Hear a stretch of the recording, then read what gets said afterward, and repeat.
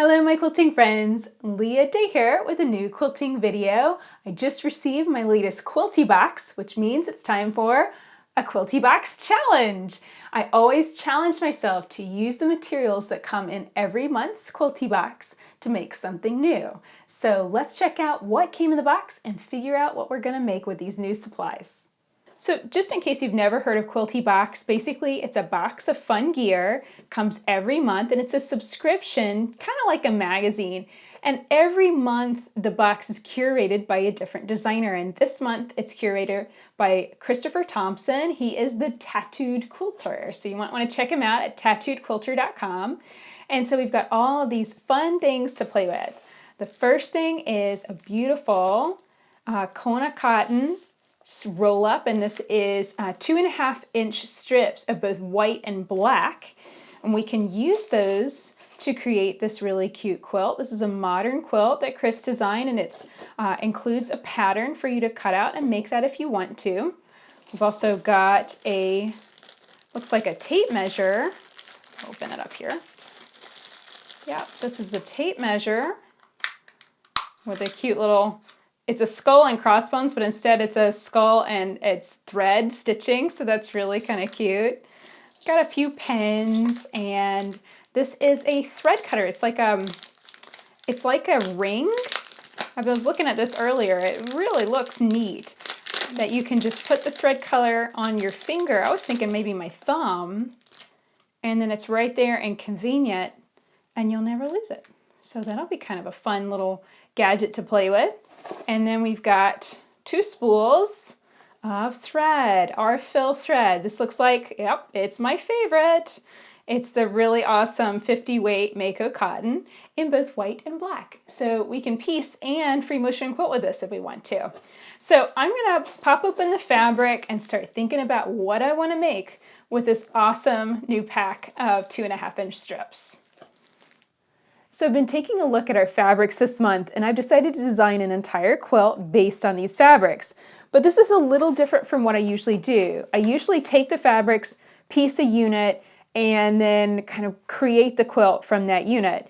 This month, I went on ahead and drew a diagram of the entire quilt that I want to make and planned everything before I cut a single piece of fabric. And this is really, really fun. It's a great way to use materials and know exactly what you're going to get and be able to draw and create exactly the quilt you want to create. So I've designed this infinity knot quilt, and it's using those strips to create, and we're going to create the quilt with 2 different units. One unit is going to be just a straight, solid stripe, and that is just sewing the long strips together.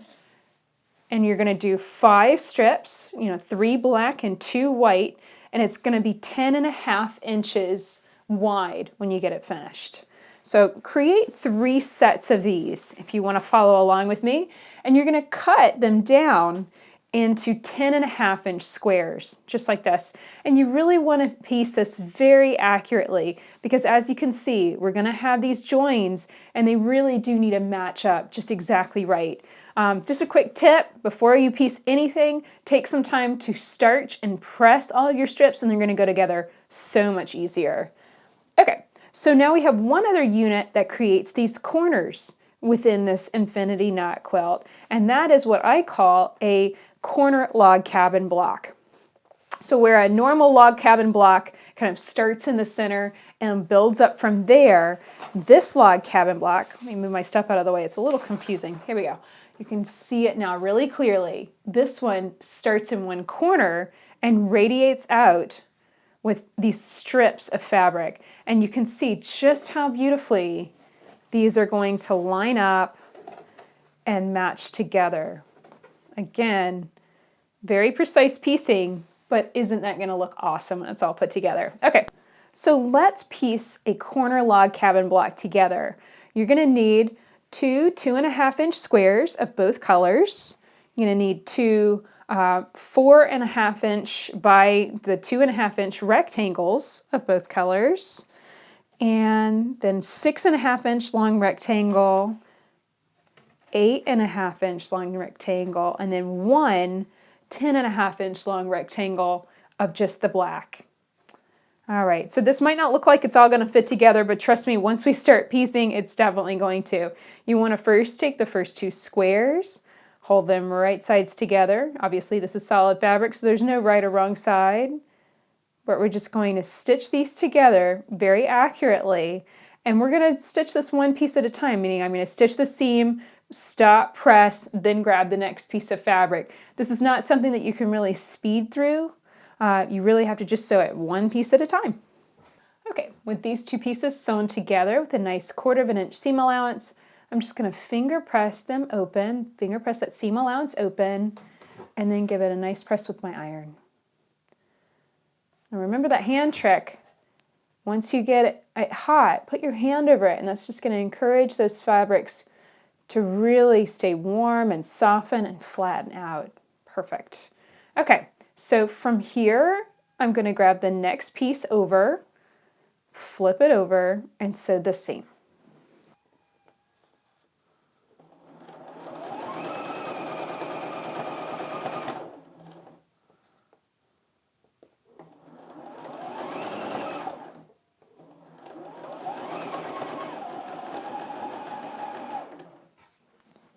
Okay, and we're going to wash and repeat. Open it up, finger press that seam allowance open, and I really like to drag my nail, my fingernail down that seam, and I can hear it and I can feel those fabrics really opening up nice and flat.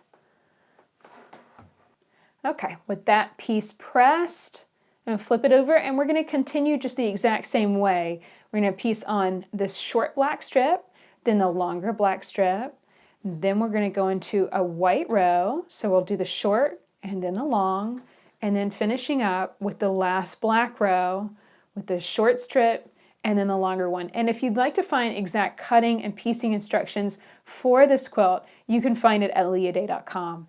So I'm just going to keep piecing these together, and this is what it's going to look like when it's all done up and ready to go to the next step.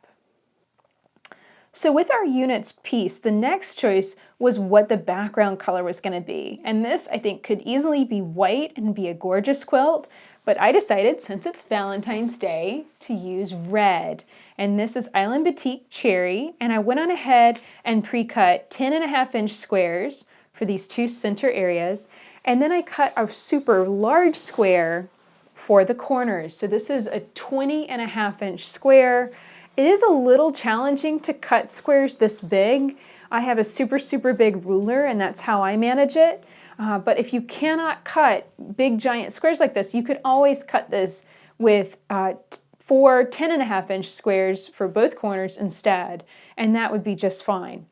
So with these squares as a solid unit, I need to piece this quilt basically working in rows of 2 blocks, so that entire unit comes together. Then I'll piece that to that center long unit, and I'll do the same thing on this side. So this is one big block. I'll piece these pieces together one by one, then piece the rows together to form one whole unit and attach it to the rest of the quilt. So the next step right now is to piece a log cabin to a stripe. And this is the thing I really wanted to give you some tips on, because this can be a little tricky. So I line up the seam allowances just exactly right, and I pinch real hard with my thumb and forefinger, and then flip the fabric back, making sure that top edge is in alignment, and then I place my pin right before the seam lines. Go through all those layers, and I make sure that the seam allowances on both the front and the back aren't getting caught in that pin and folded over doing anything funky. Okay, so again, I'm going to fold over, double and triple checking that this is just exactly lined up, flip back, give it a good hard pinch with my fingers, and insert my pen. So here at the machine, I'm just giving that another press, getting the corner and edges perfectly aligned. And slide it underneath my foot, making sure that the edge of the fabrics are not extending beyond the edge of my patchwork foot. As I stitch, I flip it up and just double check that my seam allowances aren't going to be moving. I hate it when they curl up and flip over whenever I stitch over them, so I always double check that. You do want to take your pins out as you get close to them, but when I say close, I mean like one stitch away from hitting them. So I really do leave them in quite a long time. Get right up to them and then take them out. And that just ensures that you're right on top of that seam. Nothing's shifting, nothing's moving as you stitch over those fabrics.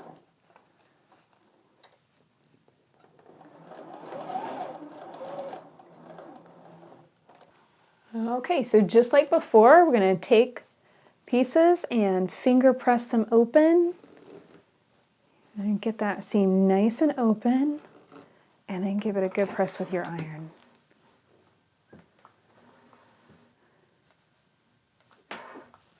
Okay, then let's flip it over and take a look. That is just beautiful. Seams right through here and you really can't see it. You really can't. Your eye's not going to get caught by a lumpy bump or something like that. So that is one row, and I'm just going to continue following my diagram, following my pattern. The next piece I'm going to piece is going to be a piece of red to a piece of stripe, and then the last piece is going to be our last corner to another bit of stripe, just like this. So those are the rows. I'll put them all together, and that's going to form that whole unit of the quilt. Then I'll piece those major units together with a long stripe in the center, and the quilt will be put together. So here is my finished infinity knot quilt. I love these bold black and white stripes and how they swirl together around the quilt. I did piece large red squares into both of these corners, but when I got it all put together, I really didn't like the effect. So I just ripped out those seams really quickly and pieced in new squares, and this is Island Batik Snow Cone. It's kind of a tie-dyed batik of many different colors, and I think this is so much prettier. I really love how this quilt came together, and it was really very simple piecing with just 2 units, some stripes and some log cabins. So if you'd like to learn how to make your own infinity knot quilt, go to leahday.com to find the quilt pattern with exact cutting and piecing instructions. You'll also want to join Quilty Box, where you get an awesome box of fun gear to play with every single month, and you can join me challenging yourself to use those materials to make an awesome new project. Check out Quilty Box at quiltybox.com. Until next time, let's go quilt.